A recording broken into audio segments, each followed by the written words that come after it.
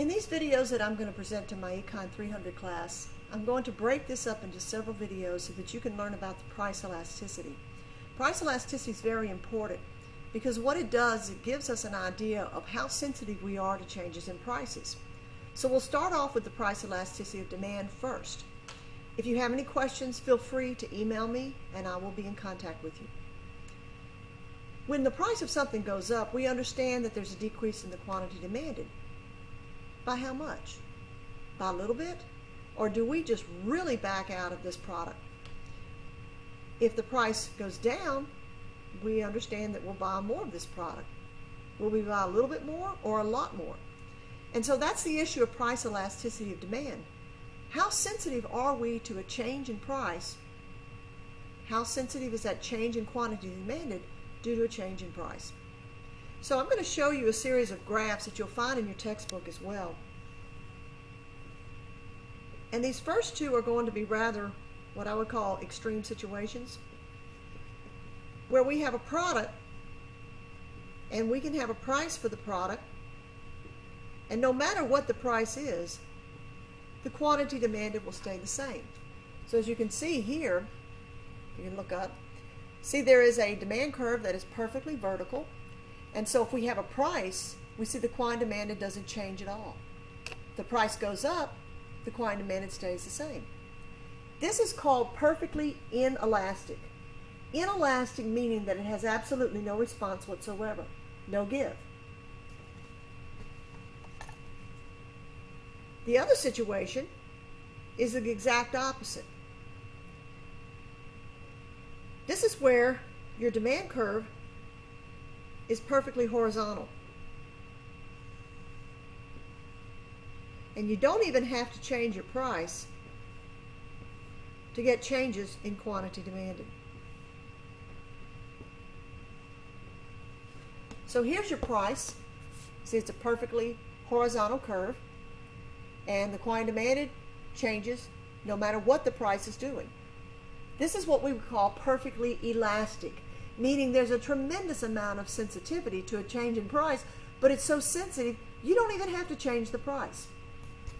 For both of those situations, there isn't a good per se that falls into that category, but we will use this concept in later chapters.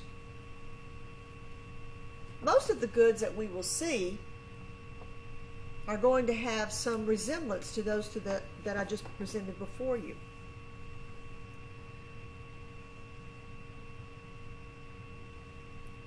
This is a highly inelastic demand. You will notice that it looks very similar to the type of demand curves that we have seen. It has a downward slope, but it looks a little, let's see if I can get some of that light off. It gets a little, you can see it's a little bit more of a vertical type slope to it. So if we change the price, let's raise it by quite a bit,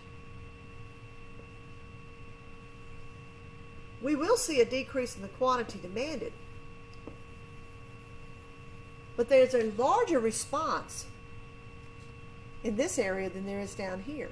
So in other words, if the price goes up, the quantity demanded decreases by a smaller amount.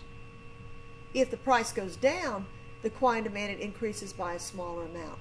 So here we say that the percentage change in price is greater than the percentage change in quantity demanded. And that's the way we write that. The percentage, and delta is a symbol that we use to demonstrate change. So the percentage change in price is greater than the percentage change in quantity demanded, which means that once again, highly inelastic, very insensitive down here to a change in price. The next one is going to be very similar to the one that we saw that was horizontal. The demand curve is going to be somewhat horizontal, not quite as horizontal.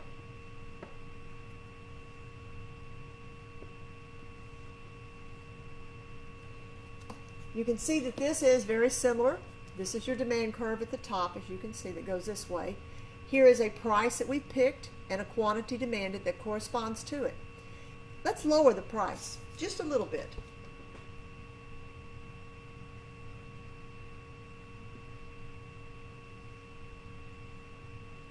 So if the price goes down, the quantity demanded increases. Look how sensitive we are to just dropping the price a little bit. The price went down a little bit, but there was a huge decrease, huge increase in the quantity demanded. So we would say this is highly elastic, meaning that there's a lot of sensitivity to a change in price down here as a result of what's going on down here.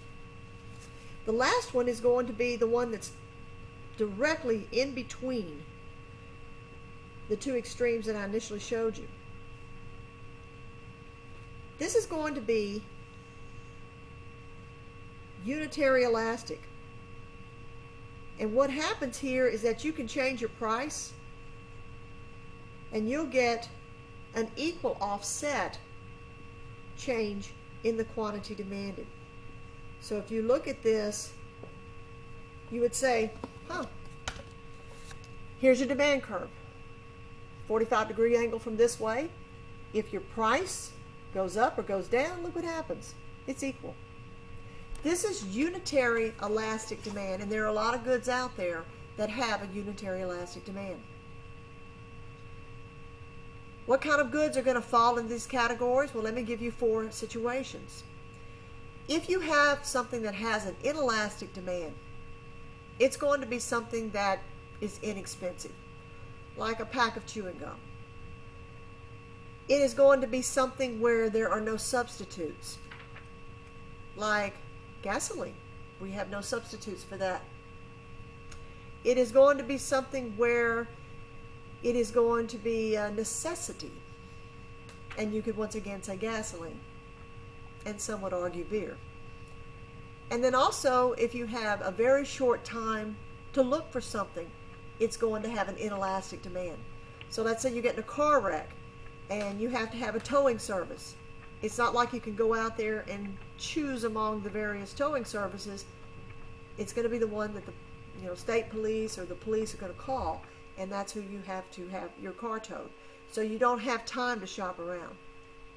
On the other hand, goods that tend to be elastic are luxury goods because they're expensive, and we tend to shy away from expensive things. Things for which there are many choices and substitutes, which will give you an opportunity to shop around.